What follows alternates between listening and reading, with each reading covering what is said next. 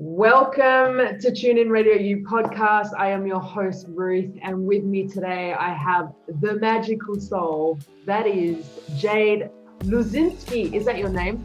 Did I say that is correct? Yeah. Jade has been working alongside her partner in business and in life, Michelle Masters, who I interviewed a couple of weeks ago, facilitating NLP for one-on-one clients. And doing family constellation therapy. Jade, welcome. Thank you so much for taking the time to be on my podcast. I really appreciate you being here and giving of your time.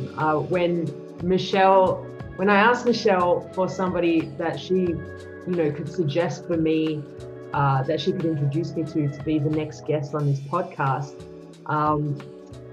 she actually suggested you. But it came with a disclaimer of she doesn't really do public speaking or anything like this, but ask her, you never know. So here we are, and I'm so honored and excited that you said yes, and the potential of the content of this chat. Not building it up or anything, no pressure. So. No worries. Thank you. Thank you so much for having me. It's a pleasure to be here. Yes. Awesome. So first of all, very important stuff. I want to get this out of the way first. What do you do? What does Jade do for fun? For fun? Oh gosh. Well, you can see behind me, I have a huge garden. I garden. Yeah. I go on long walks with my dogs, and let's see, I cook. Cooking is one of my top favorite things to do. As a matter of fact, we're going to have a fabulous meal after this interview. Oh, I love it. What are you cooking? Tonight we're making kind of a Mediterranean chicken and a dish with green olives and lots of oregano and basil and all kinds of yummy things. And then it's we have a watercress, peach, radicchio, and shallot salad. Stop it. And some artichokes, yeah. My mouth is watering. You literally just said pretty much all of my favorite flavors just in one meal. Yeah, it's going to be awesome. I have cooked for over 50 years practically. I grew up cooking in the kitchen with my grandma, and went to the California Culinary Academy and honed my skills, and then had a full-on 4-kid family and didn't have time to do a lot of professional stuff. So my food is my big hobby. Yeah, I love it. Yeah. There's so much release in cooking. I feel I love cooking for people, although I don't do it very often anymore at all. Yeah. But, there's especially coming from a European background, which I imagine that's you as well, judging by your surname. Well, yeah. Yes. Am I right? Well, I'm from California, actually. I was born and raised here. My family are all Italian, Greek immigrants. So a lot of Mediterranean influence in the cooking. Yeah. I grew up, my grandmother was Greek and my grandfather was Italian. So we got the full on, and I love eating in Europe. It's one of my pleasure and passions. Absolutely. Yeah. I just what I was going to say is coming from that European background, that, that's how a lot of people from Europe, especially mothers, they show their love and their passion and stuff through the food that they cook for their families and for their friends. And there's so much in here. Yeah. For food for me. So yeah, I totally understand that. Yeah, that would be my number one hobby, I guess. Always in the kitchen. Yeah. Well, I'm in my mind. Usually I'm always working. And on the weekends I'm in the kitchen. Other people fantasize about other things, but you're like, kitchen, food. Kitchen cooking. My kids come over usually on a Sunday, and we do big, on the deck here, we lay out the table, and it's just hours and hours of feasting and family. It's quite lovely. Oh, I love that. We have a lot of fresh grown vegetables and tomatoes and all kinds of lovely things. So We're very spoiled here in the Northern California area with good Yeah. produce, good wine, good bakeries, Good weather, I hear. good weather. Yeah. Amazing. Well, I'm very happy for you. I'm a little bit Thank jealous, you. but more happy than I am jealous. So it's all You good. got to come to California and I'll cook for you too. I was Or hoping if we can to get say back that. to Australia someday. Yes, I know. Well, either, right? So, Yeah, yeah, totally. yeah, we'll see who can travel first. Yeah. Um, so tell me why NLP? And what is it exactly that you do with your clients? So what I do, and I hate using NLP because NLP has such a bad connotation all around the world. I was lucky enough to learn NLP. I trained with, actually, Michelle was my trainer back in the year 2000. I actually, a friend of mine wanted to go to this free introductory morning about all this stuff. And I'm like, no, I'm not really interested. At the time I was working as a hypnotherapist, I was doing alchemical hypnotherapy with clients and taking them through all kinds of regression processes to kind of help them figure out what's going on subconsciously and where they were stuck. And a friend of mine called up and said, I don't want to go alone, come with me. And I'm like, okay. So we went to the workshop on a Saturday morning. It was like 9 to 1 or something like that. By the end of the workshop, or the little introductory thing, I'm hooked. And she's like, no, it's not for me. So it was quite a journey. It was a 2-year process of training. I don't know how these companies say they teach you NLP in 2 weeks or a weekend or something like that, because we did very intensive training and we were going through our own transformational process, doing our work at the same time. So it was a really great experience as far as personal growth as well, because, you can't just do the work on somebody else as you're kind of going through it and learning it. It's being done on you and you're going through the growth. And I just had it was like I found myself in life, mixing it with the hypnotherapy, kind of pulling those a lot of NLP tools and techniques into my hypnotherapy work. Really, it just really transformed people in a much deeper way. We were able to kind of get into, what kind of childhood stuff was kind of running around in the subconscious, and even past life stuff, and all the work that Joe Dispenza is doing now. Well, people like Joe Dispenza, where they can kind of prove that, the past does have an impact on your, cellular imprints and how that works. I was seeing that with clients, because we start to get clear on, what do you want in life, and then using the techniques I learned through my training with NLP, it was easy to really pinpoint what those points were, where life kind of really impacted these people, really impacted people, I should say. And how that kind of keeps playing through in our subconscious until we really get in and change things. I mean, if you think of the brain like a computer, we have original software running. Your phone gets updates automatically. Yeah. Our brains don't. And as we grow, so if you think about a baby, the subconscious mind, the baby is reacting to their environment by how they feel in their environment with the people. They're empathic, really feeling the emotions and the energy of their parents, of the family members that they're close to. And so how they interpret that, whether it's being in a safe environment and loved, but you can feel like stress going on in the mom, or anger going on in the dad, or frustration, or whatever it is, the baby's kind of feeling that. And because they have no way to differentiate between me and the world, they're just kind of taking it on. And because, childhood babies we're kind of wired for attachment. And so if there's a way that we can't attach, if mom's feeling stressed and, it's kind of not available, we subconsciously think it's something wrong with us. And so when it gets time to kind of attach in relationships later in life, we kind of hit those blocks. And so the work that I do is kind of really pinpointing what exactly is going on, and incorporating a lot of NLP techniques, a lot of hypnotherapy techniques, a lot of what I like to call working with the matrix energetics, Richard Bartlett work, quantum physics, all this stuff kind of gets pulled into a session. Every session is different.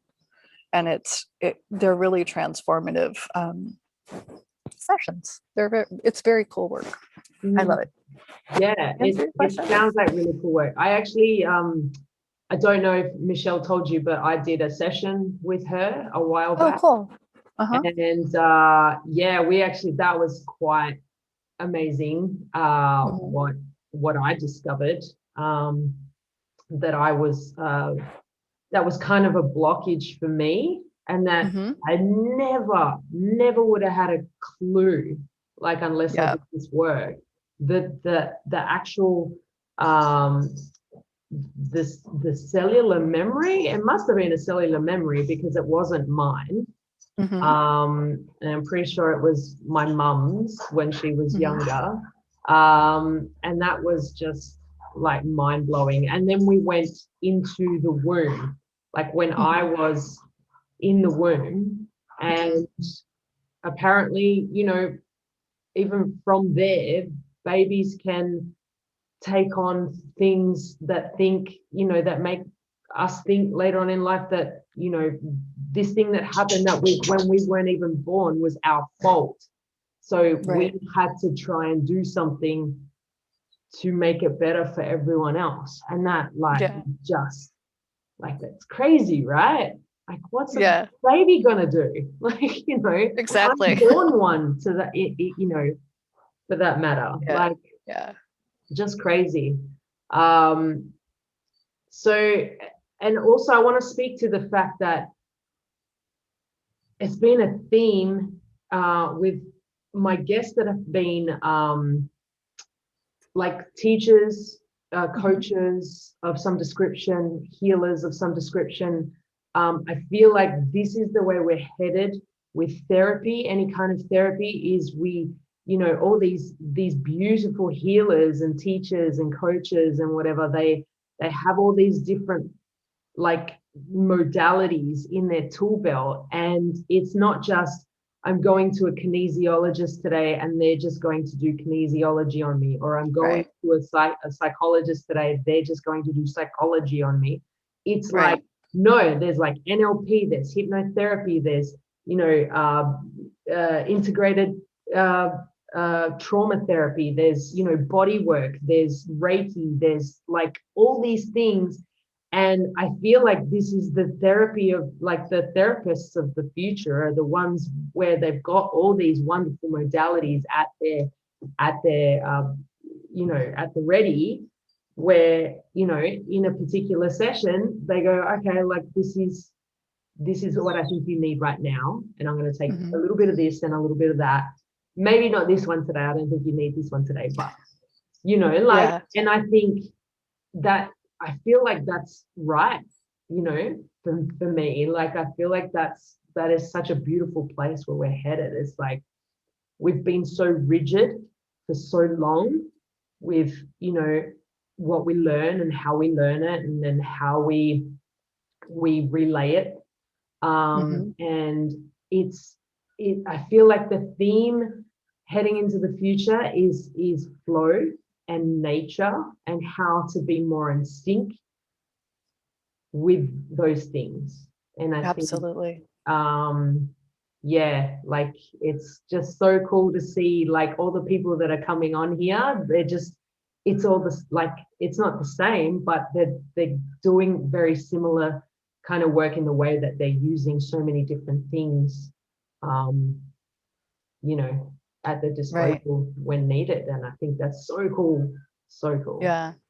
Well, and just to give you references, like, I was doing body work for many years, and it's like I would be doing body work on somebody, and they could burst into tears, and using, you know, pulling in like other modalities, like the NLP, like the hypnotherapy, like a little quantum healing, quantum energetics. It's like, you can you have a bigger toolbox to work with, so people can have a much deeper healing and really kind of focus and pinpoint and get to the core. A lot of my clients are therapists, and it's like it's different work for them, because I think what I've noticed, I used to do therapy all the time, but therapy is kind of more process oriented. And so you go and you can kind of talk about what's going on and talk about what's going on, and things are slow to resolve. What I love about this work, and a lot of people need that slower kind of process, not slow, but Yeah. a lot of what I love about this work is like the work's done in the session, like we're changing the brain synapses, we're taking apart old synapse connections, rewiring stuff up. And so all of a sudden it's like, wow, 3 months from now, it's like, I haven't been doing that thing anymore. That changed. Wow, that's so weird. And the nice thing is it's kind of seamless. So you're not hitting these big traumatic, like, my world's falling apart places. Not to say that can't happen, but yes. So yeah, cool. it's really lovely. And I am so excited to see where, I think about what I'm doing and how long it's taken me to kind of get to this point where I'm comfortable integrating all these modalities in a session and work with people based on what presents itself and what they need in the moment. But I think, even future, it's going to be so much more and so much more exciting. And people are starting to kind of get it now. Like maybe some of that stuff didn't belong to us, and maybe I can, take care of myself first and all this stuff. Yeah. So I don't know if you've heard of the work of Dr. Gabor Mate. I know of him. I don't know much of his work. No. Yeah. So he talks about like when the body says no. You could look on YouTube and see, like, watch an hour interview. I suggest everybody watch one. It's phenomenal stuff. But he talks about how disease gets stuck in our bodies, how it's created. And he kind of walks you through the process. And as it's like very simple, but he's unraveling it. It's like, oh yeah, it's not so hard to understand why our systems are like saying enough, no more. Yeah. So yeah, that's kind of some of the stuff he talks about is also what what my work encompasses, getting to the roots of where stuff comes from, who it belongs to, how it got there, and then kind of changing things so that gets to be released and we get to kind of move forward and let those things go. Yes. Yeah. So it's very, very cool stuff. So last time we had a chat, we had you had some really cool stories to tell. I have a lot of weird stories Well, about how life is crazy and how it works sometimes. Yeah. Well, I think, like I was saying to you, I wish it was that kind of crazy for me, but stop wishing that. It's fine. I don't care. It's fine. Whatever. Start stepping into it, right? Yeah, that's right. You don't need the proof. No, I know. But yeah, I would love to. I'd love to kind of delve into that a little with you. Like when I say like some interesting stories, so to the listeners, when Jade and I were talking the first time we had a chat, she was telling me about how these kind of I guess, like, for lack of a better word, like supernaturally kind of stuff. Yeah. Lack of a better word. Yeah, but Like, it fits in that category. yeah. Like you have quite a bit of that stuff happening to you, and it's happened for a long time now. Can you tell me when that sort of started, and maybe some stuff that has happened for you? Sure. So like I mentioned before earlier, like when we were chatting, it's like I've kind of grown up like this. My grandmother was what we'd term now as psychic, and she'd just pull stuff out of the air with off the wall comments, and we'd all be like, what?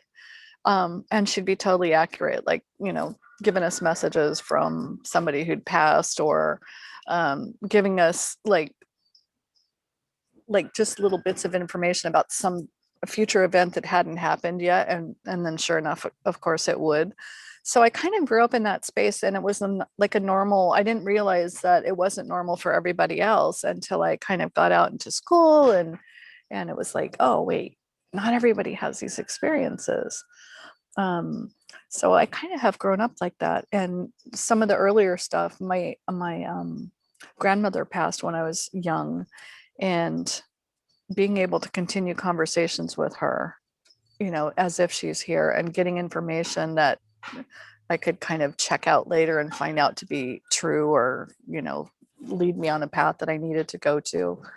So it's been my whole life. And then so that kind of kept me open. I think I was always open.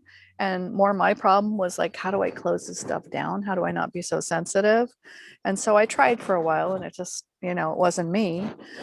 So I fully embraced it. And is there a particular woo-woo story you'd like me to share that I shared with you? Just probably what you would deem as maybe, let's start off with the most, maybe like the most fantastical for you, or whatever, like what blew you away more? So by no means was this the first experience, but one that really solidified to me that we live in it's beyond like a 3D reality. And I think I mentioned this to you. It was after the birth of my second daughter, and I was living in a place called Mount Shasta, which is known for its woo-woo kind of effects on people. And I lived out in a little area called, and I nicknamed it that, kind of the ET landing pad, because things would happen there that were unexplainable. The house I rented had a bedroom with an angled roof, and it was like a huge window. So at night, laying in bed, I'd be looking, it was like living in a spaceship. Like I'd go to bed and like zillion stars, and I'd hear all these things in my head, and I'd see things not in actual 3D form, but I'd see all kinds of things that weren't normal. But the one experience I shared with you was one morning I was taking a shower, and in my shower, we were out in the valley, no neighbors around. The window in the shower, big circular window, and I was kind of, just taking a shower and relaxing and trancing out, I guess, a little bit. And I just kind of was in slow motion. I turned my head, and I'm looking at the shower door, and it looked all kind of like weird jelly like. And I don't know if you've seen the movie Contact. Yeah. Like at the end when she's kind of meeting her dad, she's walking on the beach and she kind of goes like that. It's all gel like. It was exactly that experience. So I put my finger up, and I'm kind of poking the shower door, and I'm noticing it's like moving, And I was like, wow, that's cool. And I was just kind of tripping. I didn't have the conscious awareness yet to say, this is weird, this is scary. I was just kind of tripping out and going with it. So I watched my finger kind of go halfway through, and then I pulled it out, and I was just like so curious. And then of course, as soon as I'm seeing my finger going in and out of the glass, I'm like, what if your finger gets stuck? And so I pulled my finger out, and that was the end of that. And then it was just like all hard and solid again. Yeah, wow. So that was one experience there. Another night, I was coming home in my big old station wagon, and it was winter time, and I had my two small kids in the car, and it snows a lot there. So the snowplow would kind of come and just clear a path to the driveway. So there was like, snow banks on either side, and not a lot of room on either side of the car. And I was coming home, and I was kind of tired, and driving up my long driveway is almost like, quarter mile or something from the road to the garage. And I see this deer kind of running out, and it runs right in front of the car. Now I'm slamming on my brakes, which they say don't do because the car skids, but natural instinct. Sure. So I go put my brakes on, and the car is just like, whoops. And I hear this like thud. But I looked around, and the deer was not there. I like stopped the car, and the deer, there was no blood, no nothing. the deer had like run right through the front of my car. Whoa. And there were no footprint, no deer tracks, nothing. And I'm like, I saw this deer. I heard the deer kind of, bump. There's no blood. It was crazy. So the next morning I went out, deer footprints were on the one side of the car, but one side of the driveway, but not the other side. So I'm like, I'm not sure what exactly happened there, but Went into no, a time no slip. dead deer, no blood, nothing. Or something. Yeah. Yeah. It was Wow. one of those things where I'm watching it and it's almost as if the hind end of the deer was like moving right through the car, and I can't explain it. It was just the weirdest, trippiest thing. I'm like, how did that happen? And to be clear, like, you keep using the term trippy, but you weren't actually on any hallucinogenics at the time. No. New mom, no. Yeah. Maybe Just checking. stress and fatigue, but no. Yes. Yeah, fair. Would you say you're in a particular state when these things happen? Like, is it like generally when you're more relaxed, when you're tired, when you're like any of those kind of things? Well, yeah, sometimes when I'm not really tracking things consciously, I guess. So I don't have to be tired, but I'm not really focused. Yeah. I'm not really, trying to pay attention. I'm just kind of zoning, I guess. Yeah. And I think that's when we're more open, when we're not kind of really, too focused, not too locked into the physical reality, I guess. Yeah. What would you say to people that those people that are really, peer-reviewed science, need facts, need to see, touch, smell, taste, otherwise I do not believe? What do you say to those people when, maybe if they're hearing your stories and they're like, whatever, crazy person? Yeah, they might be, I don't know. yeah. I try not, I've kind of gotten past the point of wanting to convince people. It's like people that are open, people that are cool with, other dimensions, other planes of consciousness and all this, what we're starting to learn now about the nature of our reality, shall we say. That's kind of more my crowd I want to hang out with. I don't need to prove or disprove anything. It's like everybody's got the right to their own belief system. Sure. I'm not invested anymore in trying to change people's minds. I did for a long time, thinking I got to prove this is, and it's just exhausting. And if people don't want to, who am I to say, here's another, we're looking at that going on now with all this COVID stuff, right? There are people that believe, there are other things going on. There are people who don't believe it's strictly about a virus and all this stuff. And it's like, no, one side's not going to convince the other, no matter how much proof or disproof there is. So why waste energy in that kind of, in that space?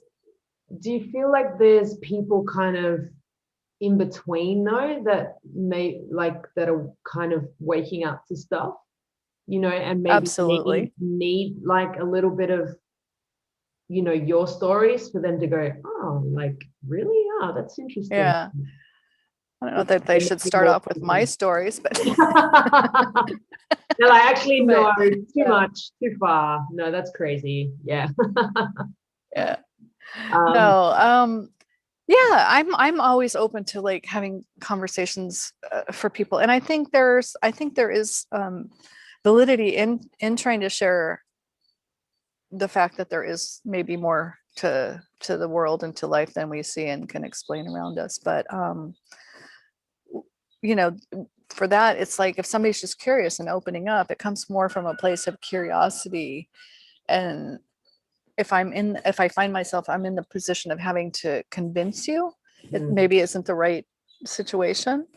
But people that are open and, cool, that sounds so cool, and how do I get into that space? I'm happy to kind of have those conversations and kind of show people how to open up so they can have a bigger field of possibility, I guess.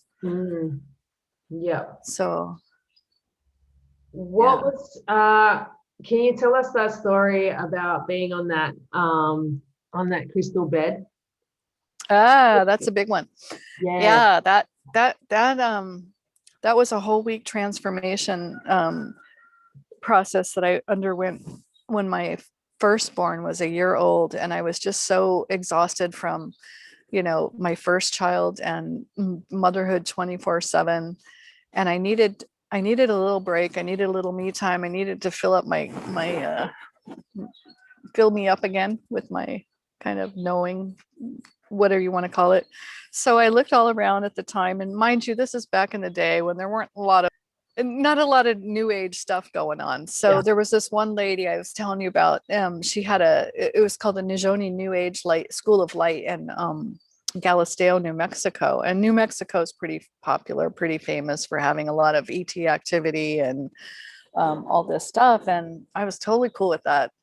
And so it was a week-long retreat of yoga, vegetarian eating. And as I told you before, all of her workshops were like a week long. You got hypnotherapy, you got massage, you got, did yoga, you did vegetarian eating, meditations, acupuncture. And at the end of all of her workshops, she did a fire walk and a solo in the desert. And I'm like, not for me, not good. That's a little too far out there. So I went on, and this is all, there's no computer. So I'm looking, through her pamphlet, which one didn't say solo in the desert and firewalk. So it was the least interesting workshop for me that I picked. And when I ended up getting there, she's going through all this that we're going to be going through this week, and we're going to do our meditations and our acupuncture, and we're going to do our solo in the desert and our fire walk at the end of the week. I'm like, what? So all week I was a little stressed about that, but it turned out to be really cool. So the first couple of days you're doing the yoga, you're doing the meditations, you're doing the veganism and kind of getting your body ready. And then on the third or fourth day, we did the acupuncture. And I was telling you earlier, she did the windows to the sky points. And so I'm laying there on the table, and I'm just he's leading me into a hypnotherapy kind of trance. And then he puts a needle in, and that's all I remember. The next thing, it was like it felt like I was waking up from another planet. And he's asking me all these questions. He goes, okay, so where are you? And I'm like, I could barely hear him. I felt like I was hearing him from long distance. And I said, I don't know where I am. It's really dark here. And I was talking really slowly. And he's like, okay, well, look down and see what your body looks like, which is kind of one of the standard hypnotherapy suggestions to figure out, are you a man in this life, a woman? I look down and like, I'm in space. I see stars, I see galaxies, I see everything around me. And I'm like, he says, look down and see what your body is. And I just look down, I'm like, I'm a planet. I'm a planet. So I'm like, no way. I mean, I'm not thinking about this. I'm not trying to logic anything out. I'm just kind of going with the flow because I was so in the moment and so in this energy. And so all of a sudden I knew it was like I was being guided. So I was having to kind of lock myself into this grid. So like everything's connected out there, all the planets, all the stars, every galaxy, we are all connected. And I was feeling that. It's like I couldn't even rotate this huge planet. I couldn't even rotate like an eighth of an inch without kind of locking down the frequencies, the energies, whatever you want to call it. And so that process started happening, and I was observing, and it was like, okay. And then I all of a sudden I was traveling through space as this ball. I could see it from the outside, but I was still feeling it from the inside. And I started traveling through this, I think I mentioned like an airplane hangar is what it felt like, so big.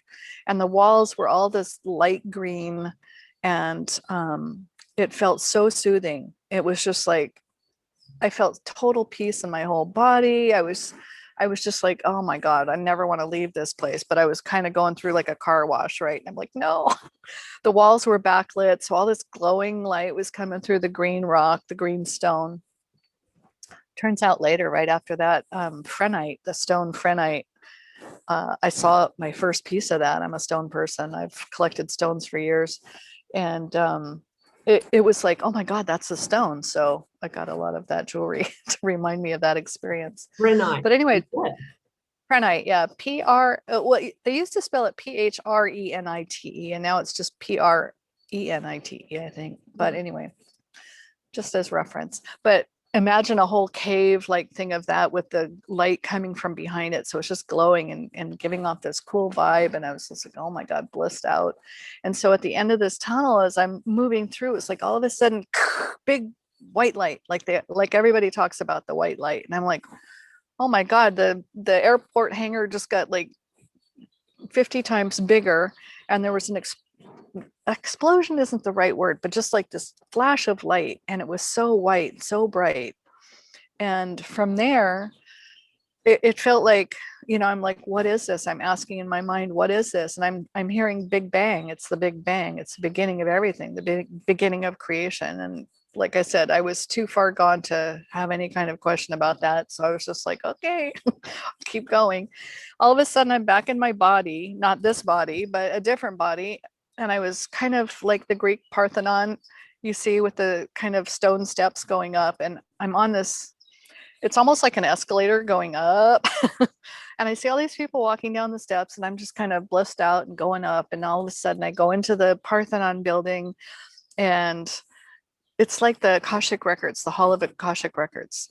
But there was like the host at the door, and he's like, come with me, and takes me into this room. And it was like a platform just hanging out in space, beautiful marble floors. And there was this crystal healing bed. And I tell you, if I had the money, I would build it today. If I knew how to build it, I would.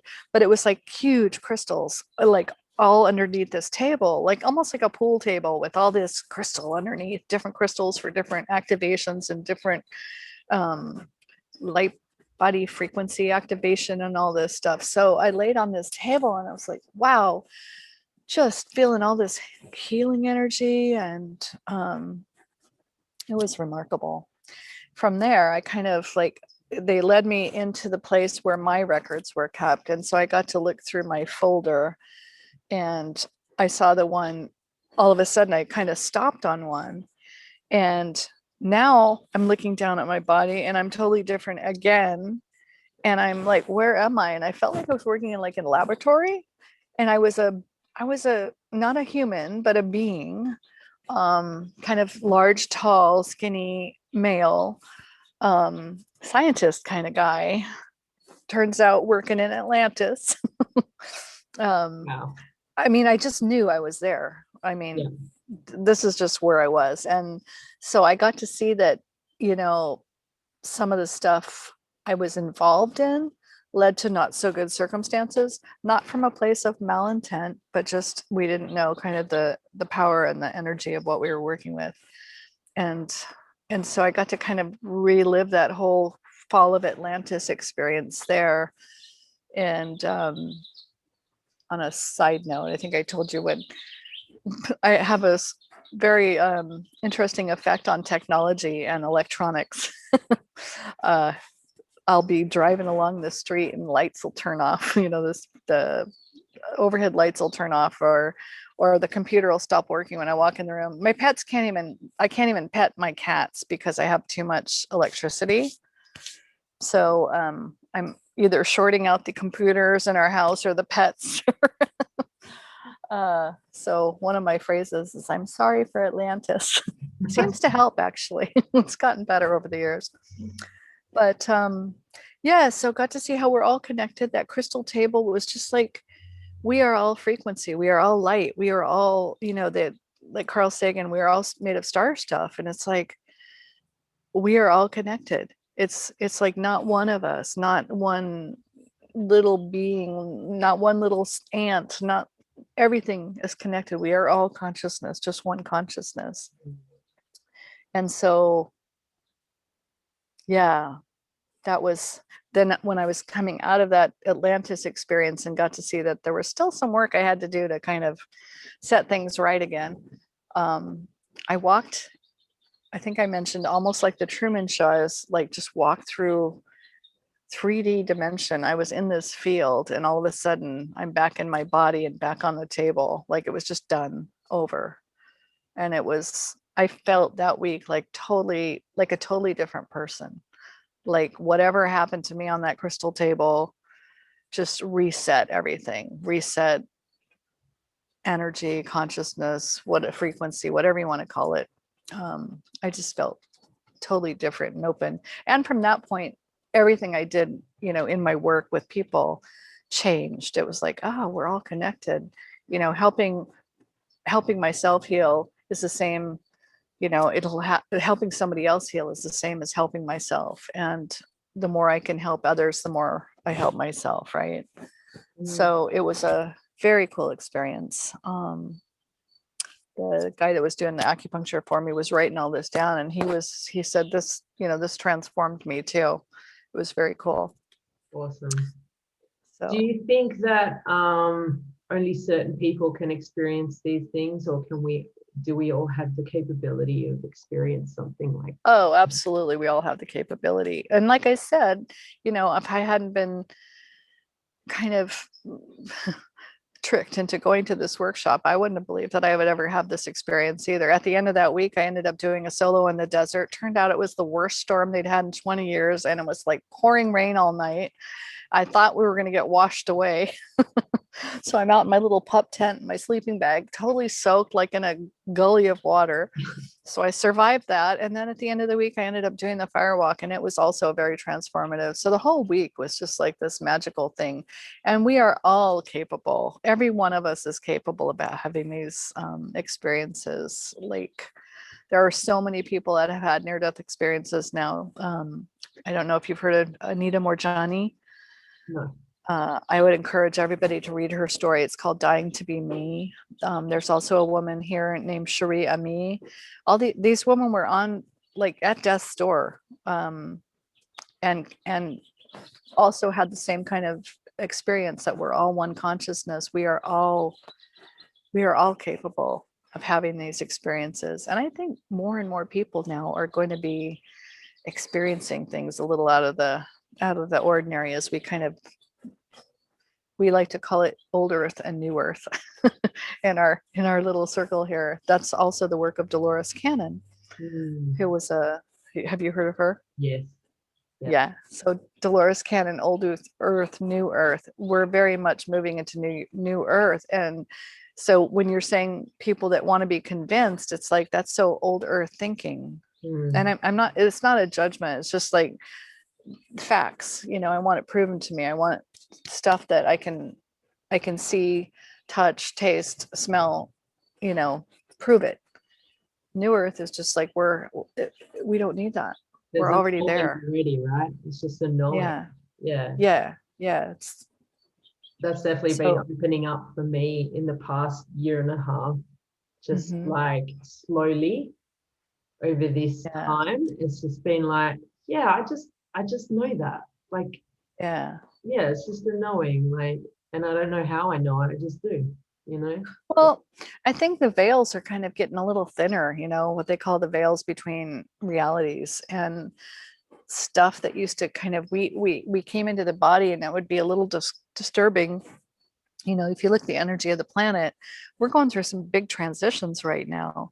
And so some people are having a hard enough time just with, you know, how it's shifting now. Can you imagine if you come in and all of a sudden you're sticking your hand through walls and and you're a planet and not you're not ready? I feel like there'd be a lot of heart attacks or something. Yeah. So just before I let you go, a couple of things that I ask all my guests. What do you think is going on in the world right now? Well, what I firmly believe is that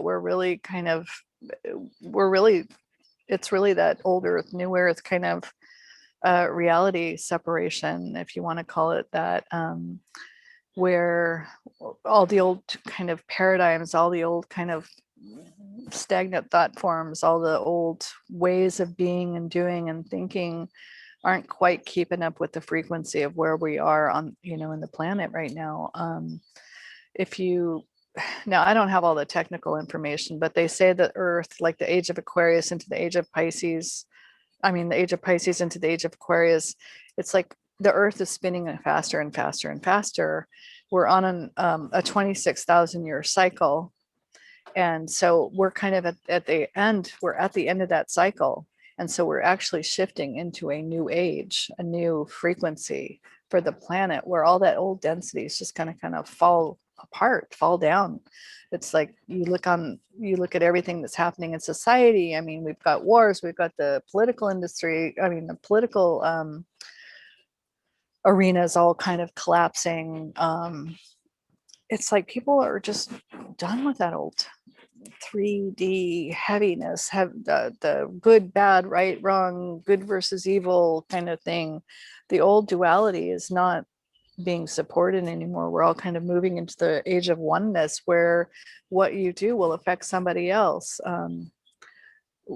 The butterfly effect, I think they call it, where just the the flap of a butterfly's wing, maybe in Japan, has an impact here somehow, because it's all energy moving. And kind of that my experience as a planet kind of let me realize, yeah, we're all, even physically, we're all one thing that I might do could have an effect on people I don't even know. So it's all about raising our frequency, raising our vibration, becoming kinder, moving more into the love frequency, keeping our frequencies in that 532 and above hertz, right? So that we're not kind of bogged down in that old in fear.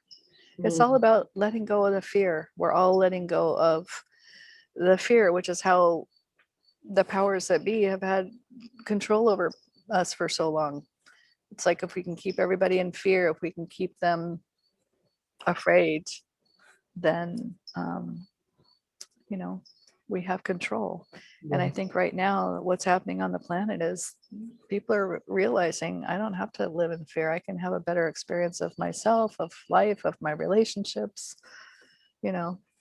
So hopefully that's what's going on the planet now. That's just my personal opinion. I could be way off base, I don't know, but all the stuff I'm reading and exploring and learning about and working with people in the work that I do kind of supports my opinion, my belief about that. And it's a nicer place to be. Yeah, right. Yeah. So for those that might be tuning into this, this episode, that are maybe like starting to kind of go, yeah, maybe it isn't like what I thought it was, maybe this reality isn't what I thought it was. Maybe there is more to what we can see and hear and all that sort of stuff. Like, but maybe they're feeling a little lost and confused. Like, what advice, or what advice would you give these people onto how to maybe let go of fear and where to go to get some answers, or what they can do for themselves on a daily basis, where they can feel a little bit better about the current situation that we're in? Yeah, I think everybody finds their own way, but what's worked for me and is sound. So like, I try and listen to higher frequency stuff, like at night before I go to bed when I'm meditating, or in the morning when I get up, before I get up, and I put on the headphones and just go online. And YouTube has plenty of videos where it's just like higher frequency meditation stuff, and breathing. My son found Wim Hof, and he's the Iceman, right? Yeah. Crazy. But everybody needs to check this out. Breathing just gets you centered and right back in your body, and it releases anything stuck. It releases fear. It keeps you in that higher space. So, and then coming from a place of love. Helping somebody just because you want to, being kind, holding the door open for someone, giving somebody a compliment. You never know what somebody's going through. And so just being kind and helping and coming from a place of love. I think if, can you imagine if we were all doing that? Wow. Different. If everybody in your life was kind of doing that with each other, what a different place, right? Absolutely. That's beautiful. And then just if you're curious, what I would do is I'm curious about everything, but type online. We've got the lovely Google now, which can, take us so many places to kind of figure out. But breathing, meditation, kind of keeping your vibration up by being kind, being in that love space, and just really considering that maybe we are all connected, and what you do does have an impact, even if you don't know or can't have don't have experience of it. Just realize that what we do and how we do things with each other has an impact on everybody. Absolutely. And that just want to add to that the fact that what we do can impact somebody else. It means that when you work on yourself and you raise your own vibration, it's not about, this world there's so much going on, like, where do I start, how do I help? It's like you help by working on yourself first. Exactly. In turn raises the vibration of those around you, and then so on and so forth around them and around those people. And so yeah, absolutely. One of the things parents, because I work with a lot of people who have children. I mean, a lot of people who have children, and they're always freaked out, like, oh my gosh, I think I've messed up my kids. And I'm always saying, the more work you do on yourself, because children are watching you, children are feeling your vibe, your energy, they cue off of you. It's not what you tell them. I mean, we all know it's like that old adage, don't do as I do, do as I say. And they're doing exactly as we do. And in the work I do with people, you get to see that a lot of the patterns you have started with your parents. And they kind of just, you just kind of took them on organically, without even subconsciously, without even knowing. And so once you start to shift that in yourself, that vibration kind of ripples out right into the relationships, into your environment, into your life, so that the people you come into contact with will experience that version of you, can experience that high vibe of who you are now. So it's very exciting. It is. You can make a huge difference just by like being happier in yourself, being better in yourself. Absolutely. This is going to change how you act and how you treat people. So definitely attest to that myself, coming from one end of the spectrum to where I am today. I mean, obviously forever doing the work, but just in the change that I've seen within myself, and then therefore the people around me, has just been quite mind-blowing. So that's super cool. Jade, how can people reach you if they want to work with you? They can go directly onto my website. It's called mindsetalchemycoaching.com. I think my old link, Jade Luz, JADELUZ.com, also works, but mindsetalchemycoaching.com. Or let's see, Jade Luz 07 at Yahoo, 07 at Yahoo for email. If recommendations on books or videos, and I have a lot of weird stuff out there, recommendations. So fantastic. The weirder the better, I say. Yeah, well, there's a lot of weird stuff out there. So just kind of start Googling weird stuff, and you'll have a whole ton of info to sift through. Yes, fantastic. Jade, thank you so much for your time. I really appreciate it. It's been amazing talking to you. I loved it. I loved every second. I'm so glad. Thank you. It was my pleasure. I'm here anytime you need more woo-woo stories. Beautiful. I will definitely take you up on that. Don't you worry. Awesome. Thank you so much, Ruth. It was awesome.